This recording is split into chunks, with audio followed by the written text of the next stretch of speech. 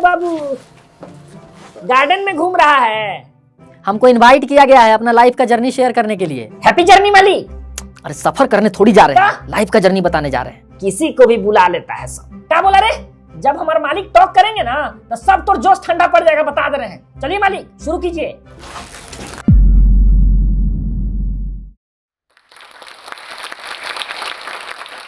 मालिक, अरे मालिक, हाय देख लीजिए यहाँ भी थेथराई कर रहा है। अरे नहीं नहीं, यहाँ हम कोई थेथराई उथराई करने नहीं आए हैं। यहाँ हम अपनी लाइफ जर्नी के बारे में बताने आए हैं, तो आप लोग टेंशन मत लीजिए। हेलो दोस्तों, नमस्कार। मेरा नाम राहुल सिन्हा है और मैं पटना बिहार का रहने वाला हूँ। मेरा बचपन जो है वो बिहार के एक छोटे से गांव हुलेसरा में बीता, जो कि सिवान जिले में पड़ता है। पढ़ाई वढ़ाई में बहुत दिक्कत होता था। क्वालिटी एजुकेशन नहीं होने के कारण हम लोग परिवार सहित तकरीबन 2008 में पटना शिफ्ट हुए। तो वहाँ पे हम एक रूम के कमरे में रहते थे। 2-3 साल तो अच्छे से बीता। उसके बाद पैसे की कमी होने के कारण मेरे भाई की, मेरी और मेरे बहन की पढ़ाई मतलब स्कूल से नाम काट दिया गया, क्योंकि हम लोग फीस नहीं मतलब दे पा रहे थे। उसका रीज़न ये था कि पापा की जॉब स्टेबिलिटी नहीं थी। पापा उसके बाद उन्होंने मतलब बहुत कुछ करने का ट्राई करा। उन्होंने एक जगह से लोन भी लिया, उन्होंने सोचा बिज़नेस कर लेते हैं, लेकिन बिज़नेस में भी वो पैसा डूब गया। तो अब नाम तो कट ही चुका था। अब उस वक़्त मतलब मैं घर का, अगर आप सोचो कि मैं घर का बड़ा बेटा हूँ या फिर अगर आप घर के बड़े बेटे हो और अगर आपके सामने ये सब हो रहा है, खाने-पीने की दिक्कत, फ़ीस तो ख़ैर चलो पढ़ाई तो छूट ही चुकी थी, खाने-पीने में भी दिक्कत आ रही है, तो आप पे क्या बीतेगी, आप पे क्या गुज़रेगी? तो मैं उस वक़्त स्टैंडर्ड 8 में था, तो फिर मैं सोचा कि मतलब कुछ तो फिर करूँ, मेरे ऊपर वो ज़िम्मेवारी है। मुझे इतना समझ में आ गया था कि मुझे कुछ करना पड़ेगा। तो अब मेरे पास उस समय था क्या, मैं क्या कर सकता था? मैंने बहुत दिमाग लगाया, सोचा। फिर मैं पढ़ने में अच्छा था बाय गॉड्स ग्रेस, तो मैं ट्यूशन पढ़ाना स्टार्ट किया। तो स्टैंडर्ड 8th के बाद मैंने मतलब स्टैंडर्ड 8th में जब मैं था, तभी मैंने ट्यूशन पढ़ाना शुरू किया। और मतलब घर का किराया जो था वो 1100 रुपये था और ट्यूशन पढ़ाने से मुझे 600 रुपये मिलते थे। तो बाकी का जो पैसा है वो रिश्तेदारों से लेना पड़ता था। उसके बाद धीरे-धीरे मैंने और भी मतलब ट्यूशन क्लासेस पकड़े, क्योंकि फ़ीस भी भरनी थी। बहुत बड़ी रिश्तेदार हेल्प कर देते थे। बहुत बड़ी मिला कर के करना पड़ता था। लेकिन एक से तो होने से रहा था। तो फिर मैंने 2-3 और ट्यूशन पकड़े और जिस स्कूल में मैं पढ़ता था, वहाँ के जो टीचर्स थे, उन्होंने ही मतलब मुझे बोला कि आप मेरे बच्चों को पढ़ाओ। तो फिर मैंने वहाँ पढ़ाना स्टार्ट किया। महीने के 5-6 हज़ार मैं कमा लेता था उस वक़्त। आप समझो कि जिससे पापा लोन लिए थे, वो हर एक मतलब 1 हफ्ते में, हर एक 4-5 दिन में घर पे आ जाते थे। हमें पैसे चाहिए, हमें पैसे चाहिए, हमारे पैसे दो। तो इसी दौरान की मैं एक छोटी-सी कहानी आपको बताता हूँ। तब ऑलमोस्ट मतलब रात का समय था, 9-10 बज रहे थे और हम लोग बैठ के रूम में मतलब पढ़ाई कर रहे थे। खिड़की पे मतलब तेज़ी से नॉक होता है, टक, टक, टक, टक। तो अब ऑफ़ कोर्स मतलब घर में पापा नहीं हैं, हम हैं, छोटा भाई है, छोटी बहन है, माँ है। अब डर गए, कौन है? बाहर आओ, बाहर आओ। वो हम लोग मतलब बाहर जाके मतलब हम लोग क्या ही बात करेंगे, इतने छोटे हम लोग क्या बात करेंगे। अब मम्मी जाती थी तो मम्मी के साथ फिर मैं गया खोलने के लिए, पैसे दो, पैसे चाहिए हमें, पैसे लाओ। तो हम लोग, मैं कितना मतलब मैं रोया हूँ लिटरली, उनके पैर पकड़ के रोया हूँ कि मैं जब कमाऊँगा मैं दे दूँगा, बट नहीं। उस समय कैसा था कि मतलब ज़बरदस्ती गाँव में जो हमारा ज़मीन था, वो जो भी मतलब थोड़ा-सा ज़मीन था, वो बेचकर हमें वो भी पैसा उन्हें देना पड़ा। स्कूल में उसे निकाल देते थे, बाहर रखते थे, एग्ज़ाम नहीं देने दिया जाता था। एट द एंड फिर निकाल दिया उन्होंने स्कूल से। अब वो देखता था दूसरे बच्चों को स्कूल जाते हुए, अपने दोस्तों को स्कूल जाते हुए। यार मैं मतलब मैं बड़ा भाई होने के नाते मैं आपको क्या बताऊँ। वो एक मतलब वो दिन भगवान ना करे कोई देखे कभी, बट वो बहुत बेकार समय था यार, बहुत बेकार। जब भी मतलब आप समझो बीच में जब भी पापा आते थे, उनको मतलब धमकाने के लिए 4-5 लोग आते थे। बाहर गली में पूरा हल्ला हो रहा है, लोग निकल के देख रहे हैं। लास्ट में फिर वही हुआ, फिर पापा जो है कि दूसरे टाउन चले गए इधर-उधर, फिर हम लोग रहते थे घर पे और हम लोग को ये चीज़ रेगुलर आए गए दिन, मतलब हमारे मन में वो डर था, कभी कौन नॉक कर देगा, चलो चलो चलो। मैं छोटा, मतलब इतना छोटा था, मैं क्या ही कर सकता था उस समय। तो कॉल सेंटर मैंने जॉइन किया। रात में रूटीन ऐसा था कि दिन में कॉलेज, शाम में ट्यूशन पढ़ाने जाता था। रात में 7-8 बजे लौटता था ट्यूशन पढ़ा करके। उसके बाद फिर मतलब खाना-वाना खा के लंच-वंच, मतलब रात का डिनर लेकर के, और फिर कॉल सेंटर। कॉल सेंटर 9:30 से सुबह 6:30, बीच-बीच में नींद आती थी, चिल्लाते थे जो, मतलब वहाँ के जो बॉस थे वो। मैंने ज़्यादा महीना तो नहीं करा, कुछ महीना करा। मैंने ग्रेजुएशन में एडमिशन लिया। अब 1 साल ऐसे ही कुछ न कुछ करके गुज़रा। फिर बीच में मेरे एक दोस्त ने मुझसे नेटवर्क मार्केटिंग वाली एक कंपनी जॉइन करा दी। अब उस वक़्त कैसा था कि मैंने बता दिया कि पैसे का कितना अभाव था। तो जहाँ से मुझे लगता था कि हाँ, यहाँ से पैसे आ सकते हैं, और अगर आपको पता होगा तो नेटवर्क मार्केटिंग में बहुत बड़े-बड़े सपने दिखाते हैं लोग। तो अब मैंने भी जॉइन कर लिया। मैंने उधार लेके जॉइन किया नेटवर्क मार्केटिंग, और उसके बाद से फिर मतलब रेगुलर जगह-जगह पे उनका होता है प्लान देना, ये करना, वो करना। मैंने मतलब 1 डेढ़ साल तक वो किया। फिर मुझे लगा नहीं यार, ये नहीं है, ये मेरे लिए नहीं है ये। और मेरे लिए क्या, मतलब बहुत सारे, मैंने इसके कारण मेरे कितने दोस्तों से मेरे रिश्ते खराब हुए। बिकॉज़ मैं उनको पुश करता था, मैं उनको फ़ोर्स करता था कि जॉइन करो, करो, करो, करो, करो। जिन्हें उस वक़्त समझ थी उन्होंने नहीं करा। मैंने बहुत सारे लोगों को जॉइन भी कराया जिसका मुझे आज भी अफ़सोस है। मेरे ही जैसी फैमिली, वो लोग मतलब पैसे की लालच में कि हाँ, उन्हें इतने बड़े-बड़े सपने दिखा करके जॉइन करवाया जाता है। जबकि मैं एकदम करेक्ट बात बोलता हूँ, नेटवर्क मार्केटिंग सबके लिए नहीं है। It's not for all. तो उसके बाद मैं ग्रेजुएशन सेकंड ईयर में था। फिर मैंने डिसाइड किया कि ऐसे नहीं हो पाएगा। तो फिर मैं सोचा कि मैं मुंबई जाऊँगा। रही बात मेरे इंटरेस्ट की, अपार्ट फ्रॉम स्टडीज़, तो मेरा एक्टिंग में बहुत ज़्यादा इंटरेस्ट है। पैसे तो कमाने थे ना, अब मैं अपना पैशन थोड़ी ना ऐसे ही फ़ॉलो कर सकता हूँ, और मेरा परिवार जो है वो इतना मतलब कष्ट में है। तो मेरी उस वक़्त ये मानसिकता थी कि मैं पढ़ने में बहुत अच्छा था। तो मैं अगर सिर्फ़ पढ़ाई पे ही मैं अपना फ़ोकस करूँ और सिर्फ़ मैं पढ़ने में लगा दूँ, तो घर कैसे चलेगा? तो फिर मैं सोचा कि नहीं, ऐसे नहीं होगा, कुछ करना पड़ेगा। फिर मैंने डिसाइड किया मुंबई जाने का। ये जो डिसीजन था वो अब तक का सबसे हार्श डिसीजन रहा है मेरा। रीज़न बीइंग कि उस वक़्त जो भी मैं पैसे कमा रहा था, उसी से घर चल रहा था। जो भी 5-6 हज़ार, 7 हज़ार रुपए मैं कमाता था, उससे घर चलता था। उन सबको मना करके, जबकि मुंबई में मुझे नहीं पता था मुझे जॉब मिलेगी, नहीं मिलेगी। मैंने घर पे बोला कि मुझे 22,000 की जॉब लग गई है। ऐसे मतलब 22-24 हज़ार कुछ तो बोला था, मुझे एग्ज़ैक्ट नहीं याद है, बट हाँ, मेरी जॉब लग गई है, मैंने ऐसा बोला था। और फिर उसके बाद मैंने यहाँ पे जहाँ भी मैं ट्यूशन पढ़ाता था, मैंने सबको मना किया कि नहीं, अभी मेरी जॉब लग गई है, मैं जा रहा हूँ। वहाँ पे जॉब का कोई ठिकाना नहीं, अभी यहाँ से भी सारे ट्यूशन्स छूट गए। फिर मैं मुंबई चला गया। मुंबई जाने के बाद जो इंटरव्यू में मैं रिजेक्ट हुआ हूँ, लगभग 25 से 30 रिजेक्शंस। कई जगह तो मतलब कम्युनिकेशन अच्छी नहीं थी, इसके कारण नहीं लेते थे। कई जगह मदर टंग इन्फ्लुएंस का बहुत इशू रहता है, जो लोग मतलब जिन लोगों ने ये झेला होगा उन्हें पता होगा। उसके बाद फिर और कई जगह ऐसा था कि मुझे बहुत कम दे रहे थे, 7-8 हज़ार दे रहे थे, मेरी जो एक्सपेक्टेशन थी वो 20-22 हज़ार की थी। तो फिर ऐसे करते-करते मुझे लगा कि अब ऐसा नहीं होगा, अब मुझे कम में ही जॉइन करना पड़ेगा। तो फिर मैंने एक कॉल सेंटर जॉइन करा था, 12,000 रुपए सैलरी पे। तो वहाँ पे मैं तकरीबन 4,000 के मतलब किराए पे रहता था। मेरे और मेरे एक दोस्त ने मिलके हमने एक रूम लिया था। फिर वहाँ से जब भी मुझे टाइम मिलता था, तब मैं आराम नगर जाया करता था। आराम नगर जहाँ पे ऑडिशंस होते हैं मोस्टली, आराम नगर मुंबई में अंधेरी में एक एरिया है जहाँ पे ऑडिशंस होते हैं। तो वहाँ पे जाया करता था ऑडिशन देने। कई बार तो मतलब घुसने भी नहीं देते थे, क्योंकि मतलब वो लोग सेलेक्टेड कैंडिडेट्स को बुलाते हैं, और अभी मतलब प्रोसेस बहुत चेंज हो गया है। 1 साल बीता, इधर कुछ नहीं हुआ। फिर मैंने एक दूसरी कंपनी जॉइन करी, जहाँ पे मेरा जो रोल था वो बिज़नेस डेवलपमेंट एग्ज़ीक्यूटिव का था।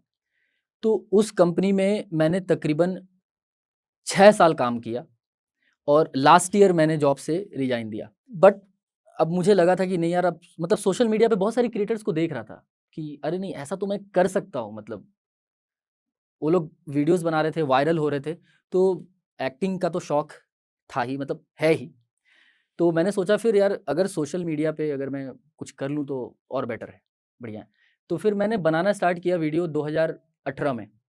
2018 से जो मैंने फिर चैनल का अपने नाम दिया थेथर पंस। थेथर वर्ड तो आप लोग जानते होंगे।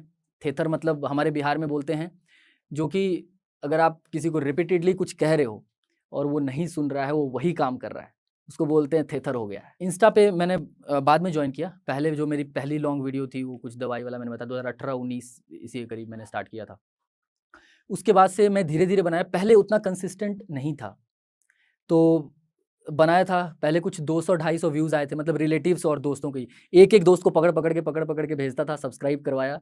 बट ये बहुत दिन तक नहीं चलता है, आपको मालूम होगा। आप थक जाओगे, वो लोग भी इरिटेट हो जाएँगे, अरे! एक ही चीज़ भेज रहा है। जब ऐसे लाइक, फॉलो, शेयर, सब्सक्राइब यही करवा रहा है।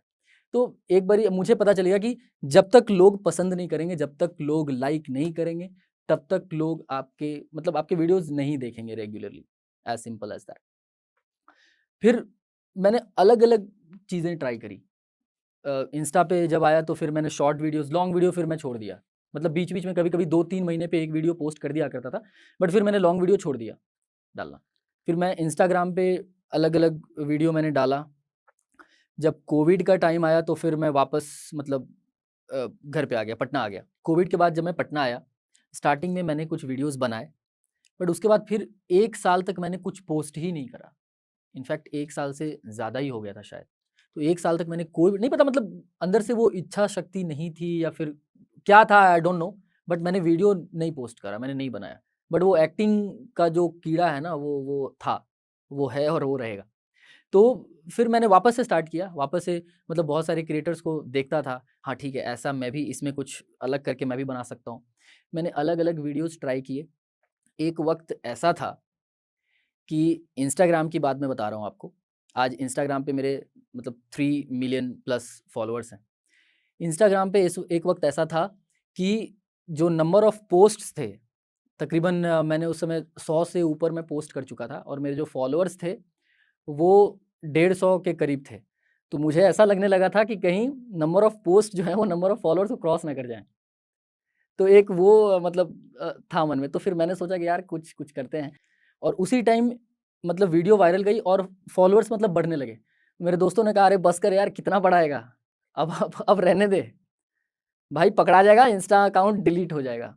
ऐसा मतलब करके उन्होंने बोलने लगा, मैं बोला मैं नहीं बढ़ा रहा हूँ और फिर वीडियो फिर लाइक्स उन्होंने देखा, तब फिर लगा मतलब धीरे-धीरे 10,000 हो गए, 20,000, 25, 30, देन दे बिलीव्ड कि हाँ, मेरी जो मतलब वीडियो है वो वायरल चली गई है। तो उसके पहले वायरल होने से पहले 2-3 ऐसे वीडियोज़ मैंने पोस्ट कर रखे थे। एक वो हो गई, एक दूध वाला और सबसे स्पेशल थिंग जो मालिक वर्ड का जो मतलब जो इतना फ़ेमस हुआ है मेरे वीडियो में, मालिक। तो वो जो वर्ड है वो सबसे पहले वर्ड मैंने यूज़ किया था दूध वाले वीडियो में। जैसे दूध खौल रहा था और खौलते-खौलते गिर जाता है। सो आई थॉट कि अगर ये चिल्लाए, मालिक बचाइए मालिक, तो वहाँ से फिर मैंने वो मालिक वर्ड को इंट्रोड्यूस किया और फिर वो दोनों वीडियो साथ में वायरल गई। एक बीच वाली भी जो वीडियो थी वो भी वायरल गई थी। ये तीनों वीडियो साथ में वायरल गई। उसके बाद फिर मैंने बनाया टोमेटो पे, जब टमाटर 200 महँगा हुआ था। ₹200 से भी महँगा था टमाटर और वो video first day 10 million views. उसके बाद फिर नेक्स्ट डे 20 मिलियन व्यूज़ और आज वो वीडियो 162 मिलियन व्यूज़ तकरीबन क्रॉस कर चुकी है वो वीडियो टोमेटो वाली। तो मैं सही बोलूँ तो उस वीडियो ने ही मुझे पहचान दिलाई। मेरा जो प्रोफ़ाइल है वो वायरल हुआ और फिर मैं वैसे ही वीडियोज़ बनाता गया। अब बहुत सारे मतलब मेरे बहुत सारे वीडियोज़ ने 100 मिलियन व्यूज़ क्रॉस करा है। कपड़े वाली वीडियो हो गई, अंडे वाली वीडियो हो गई, ये सब वीडियो ने 100 मतलब व्यूज़ क्रॉस करा है। तो आप सोचो कि मई में मेरी प्रोफ़ाइल वायरल गई और अगस्त में अराउंड 23 अगस्त और समथिंग 26 अगस्त के करीब मेरा 1 मिलियन कंप्लीट हुआ। मई में प्रोफ़ाइल वायरल गई, अगस्त में 1 मिलियन कंप्लीट हुआ और उससे भी मतलब क्या बोलूँ, मतलब उससे भी बड़ी बात ये थी कि यूट्यूब पे भी मेरा 1 मिलियन सेम डे कंप्लीट हुआ था, इंस्टा और यूट्यूब दोनों पे। यूट्यूब पे तो पहले मतलब 2023 अप्रैल तक कुछ 516 सब्सक्राइबर्स थे। आज जो है यूट्यूब पे करीब 8.8 मिलियन सब्सक्राइबर्स हैं। इंस्टा पे भी वायरल गए, मतलब एक-एक दिन में 1-1 लाख 1.5 लाख फॉलोअर्स बढ़ रहे थे और मतलब मेरी नींद उड़ गई थी जिस दिन, मतलब जब मुझे लगा ना कि मेरी प्रोफाइल वायरल हो गई है, मुझे नींद नहीं आती थी। जिस वक्त रात में जिस वक्त नींद टूटती थी, मैं उस वक्त बैठ के कंटेंट लिखने लग जाता था। उस वक्त मतलब मेरे माइंड में था कि अब ये मौका है, ये नहीं छोड़ना है। मतलब एक होता है ना कि बाय फ्लूक वायरल हो जाना और फिर उसके बाद नहीं होगा, वो एक वीडियो था, मैं वो नहीं चाहता था।